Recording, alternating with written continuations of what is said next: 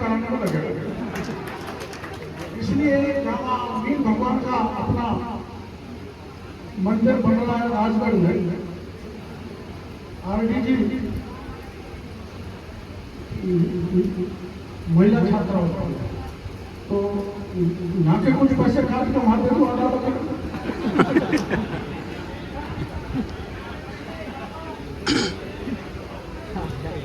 चलो आगे भी अलग से बात करके उन्होंने सबके अपने में मेरे को बेचर कर दिया, मैंने कोई घोषणा नहीं करी थी।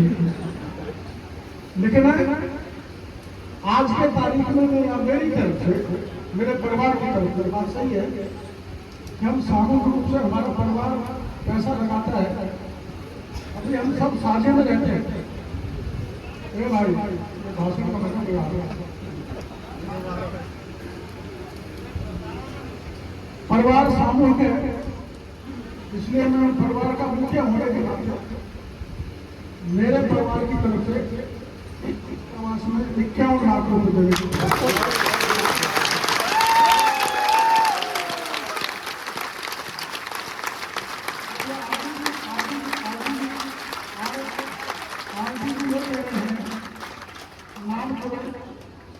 और बन रहे ये काम नहीं चलेगा। इसलिए जब दूसरा ये काम चालू होगा उसमें मेरी तरफ से 51 लाख रुपए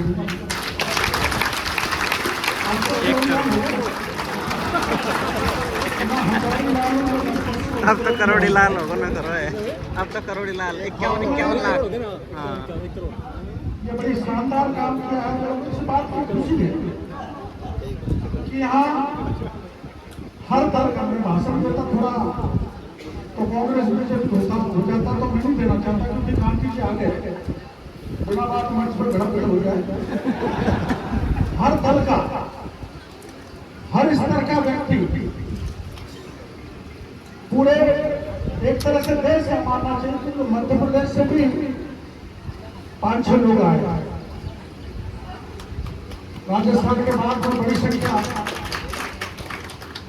हमारे मध्य प्रदेश में। लेकिन उनका दुर्भाग्य है कि हम तो एसपी में हैं, लेकिन वो एसपी में नहीं। और हमारे भाई हमारी राम लक्ष्मण की जोड़ी है। राम का बेटा तो IAS IPS बन जाए और लक्ष्मण का बेटा नहीं बने, इसका दर्द उनके दिल में बैठा। राम और लक्ष्मण दोनों के बेटे, दोनों की संतानें बड़े अधिकारी बने, आगे बढ़े और नेता बने तो होनहार बने।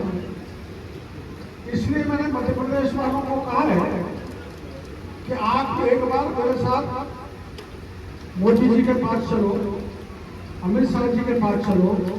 तो ये आते ही नहीं, ये आते ही नहीं। क्योंकि जब आरक्षण का मापदंड तय हो रहा था तभी वह ठाकुर बन गए, और ठाकुर बनने के कारण अगर मीणा बने रहते तो निश्चित रूप से इनको फायदा मिलता। लेकिन सतत लड़ाई लड़ते रहना चाहिए, संघर्ष करता रहना चाहिए। एक बार इन्होंने मेरे को बुलाया था, उसमें राजमाता सिंधिया भी आई थी और दूसरे कार्यक्रम में शिवराज जी चौहान आए थे।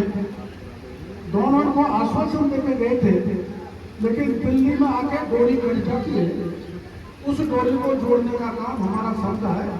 आप एक बार इसके पीछे पड़े ताकि आप ये मार्ग पूरी हो सके और देश में 12 की जगह 25 IAS IPS सही हो जाए। हमारे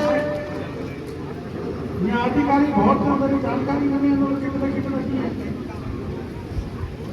सबसे पहले या सबसे ज्यादा पैसे वाले शायद मजदूरी जी से भी ज्यादा पैसे वाले कुंजी लाल मीणा।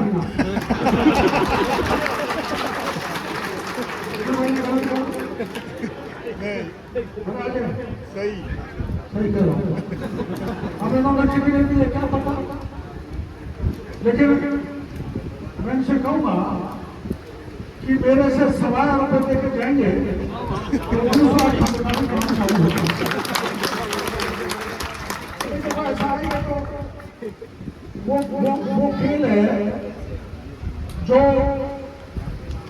उसने सेतु जब राम का बना था तो गिलहरी समुद्र में अपने शरीर को भिगोती थी और समुद्र के आसपास जो बजरी पड़ी रहती थी उसको पुल के ढेर में ले जाकर डालता। तो जब सेतु बन गया तो भगवान राम ने पूछा कि सबसे ज्यादा योगदान किसका रहा है? तो यहाँ हनुमान जी ने कहा सबसे ज्यादा योगदान गिलहरी का रहा। तो इसका कैसे हुआ? इसने क्या किया कि पानी में समुद्र के भीग के समुद्र के किनारे लोग वो धोकर उस बजरी को ले जाते हैं। तो इसका सब रामचंद्र भगवान ने कहा इसका सबसे बड़ा योगदान रहा। इसलिए उसकी ऐसा कहते हैं जो उसके पीठ पर जो हमलियां है काले ना वो भगवान श्री राम के आशीर्वाद से है गिलहरी के शरीर पर। हमको गिलहरी की तरह है, हमको गिलहरी की तरह है। और ये किनके नाम से पत्थर? हनुमान। बताओ।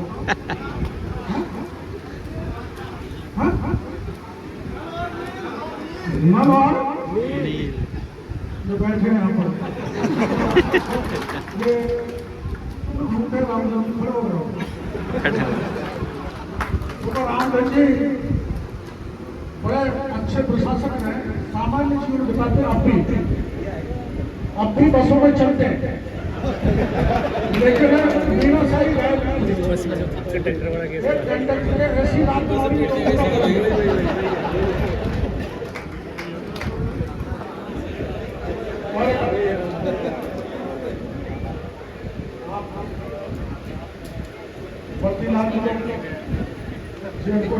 चेन लगा के लाते हैं।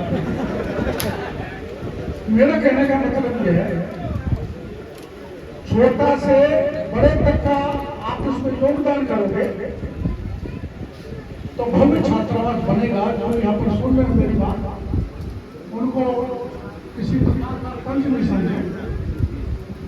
पर एक बात मैं रियाज साहब से कहना चाहूंगा, देश भर में अपने बड़े IAS, IPS, IRS उनकी लिस्ट बना रहा हूं, मैं आपके साथ चलूंगा और उनसे पैसा इकट्ठा करके लाएंगे।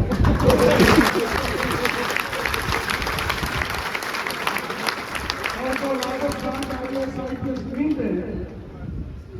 तो वहां की हर एक की कुंडली सिपाही से लेकर SP तक की मेरे पास है।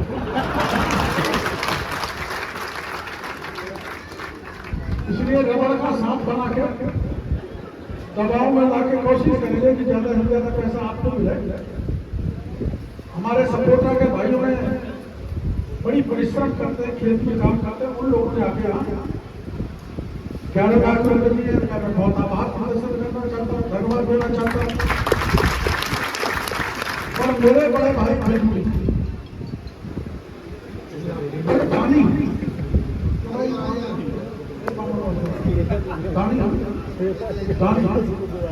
तो मैंने जो दान किया है मेरे को भरोसा है उससे सवाल दान करेंगे तो पूरे देश का मीना समाज आपका आभारी है।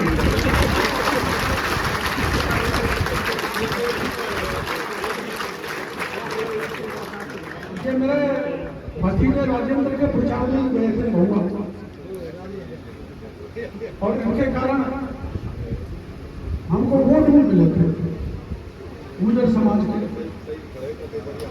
अब वो वोटों को मनाना ठेला काम, क्योंकि एक बार मैंने ऐसा कबाड़ा कर दिया था, आप लोगों को पता है कबाड़ा। अब जो कबाड़ा कर दिया वो कैसे वोट दे, लेकिन मैं इस मौके पर धन्यवाद देना चाहूंगा राम जी का। समझा बुझा के गुजर समाज का 50% वोट दिला के हमको आए।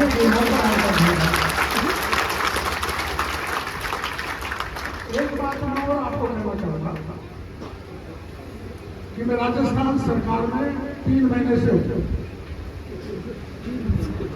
1.25 साल 1.5 साल तो मैंने काम नहीं किया। और क्यों नहीं किया? सच्चाई इसीलिए नहीं कि मेरी कोई नाराजगी नहीं, इसलिए कि अब की बार मीना ऐसे मचले सुनाई नहीं चुप तू है। हमारी 8 सीटों को राजस्थान में चौपट कर रहा था। और किस बात पर? अरे हटा मोदी रिजर्वेशन खत्म करेगा। अरे भैया मैं बैठा हूँ, कोई नहीं सुना तो काय बैठा। जबकि मोदी जी ने 2019 में 2029 तक आरक्षण बना दिया था, लेकिन ऐसे बहके तो मैंने कहा इनको चुनाव में वोट लेना है तो कुछ इमोशनल कार्ड फेंको। तो मैंने कहा अगर ये सीट में 14 विशेषकर 10 सवाई को करोड़ नहीं जितना पाया तो मैं मंत्री पद से इस्तीफा दे दूंगा। तीनों सीट हरा दिया। मोदी जी को भी लेके मोदी जी ने कहा आपके इलाके में सभा करनी है, सब सभा बना करो, आप पैदल शहर होकर निकल जाओ, इस इलाके में आंधी चल जाएगी तो हम सीट जीत जाएंगे। मोदी जी गए, एक उसमें हम बैठे रहते, मैं भी था, और हमने राम की यूं तो मीणों ने प्रचार किया, पंचमी कह गया।